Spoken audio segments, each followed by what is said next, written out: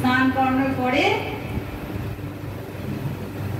জগন্নাথকে কি বেশ করানো হয়? গণবেশ, হাতির বেশ।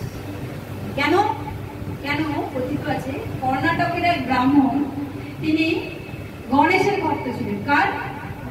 গণেশের ভক্ত। তিনি একদিন পুরীতে এলেন। পুরীতে এলে কিন্তু তিনি জগন্নাথ দর্শনে গেলেন না। কেন? তিনি তো গণেশের ভক্ত। এইবার সেখানে যে রাজা, তাকে বললেন, দেখো তুমি যাও, ভাবগ্রাহী জনার্দন, তুমি যে যাচ্ছ সেখানেই তুমি গণেশের দর্শন পাবে। আচ্ছা।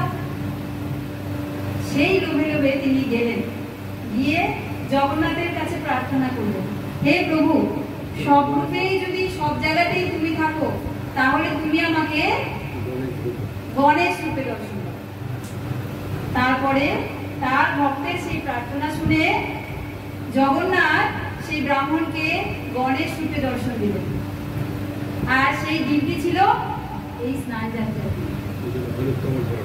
আর তারপর থেকে এই স্নান যাত্রার দিনে জগন্নাথ, বলদেব, সুভদ্রা মহারানীকে স্নান করানো হয়। তারপরে জগন্নাথ এবং বলদেবকে গণেশ অর্থাৎ গজবেশ করানো হয় এবং সুভদ্রা মহারানীকে পদ্মবেশ করিয়ে ভগবানের জ্বর এসে যায়। তারপর এত 108 ভরা জল দিয়ে স্নান করালে জ্বর আসবে না? কি আসবে? জ্বর এসে যায়। কিন্তু বিশ্ব ব্রহ্মাণ্ডের যে মালিক, তার কখনো জ্বর আসে? তিনি লীলা করেন, জ্বরের লীলা করেন। কেন করেন? এই জ্বর আসার পর ভগবানকে এক বিশেষ কক্ষে রাখা হয়, গোপন কক্ষে। সেখানে কবিরাজ দিয়ে ভগবানের চিকিৎসা চলে। বিভিন্ন ভেষজ বড়ি তাকে সেবন করানো হয়, তার ট্রিটমেন্ট চলে ভগবানের।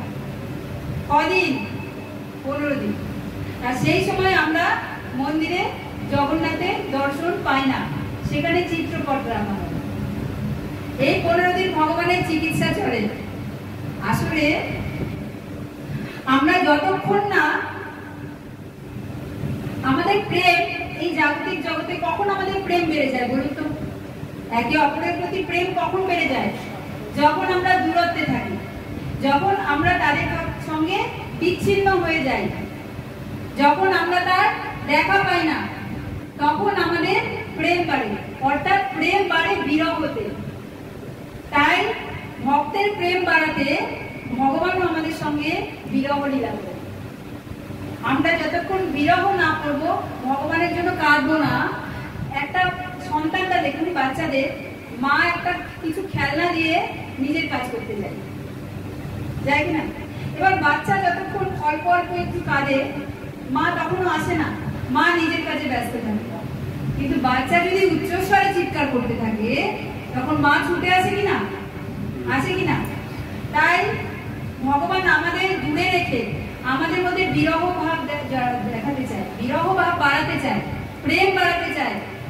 কারণ যখন আমরা ভগবানকে বিরহে খুব করে ডাকবো যে জগন্নাথকে তো আমরা দর্শন পাচ্ছি না, হে প্রভু দর্শন দাও, হে প্রভু দেখা দাও, হে প্রভু দেখা দাও, জোরে জোরে যখন ভগবানের নাম নিয়ে আমরা ক্রন্দন করবো, চিৎকার করবো, কাঁদতে থাকবো, আকুল ভাবে প্রার্থনা করবো, ডাকবো, তখন ভগবান 15 দিন পরে খুব সুন্দর করে সেজে সেই ভক্তের আকুল প্রার্থনায় রথে চড়ে ভক্তকে দর্শন দিতে রথযাত্রা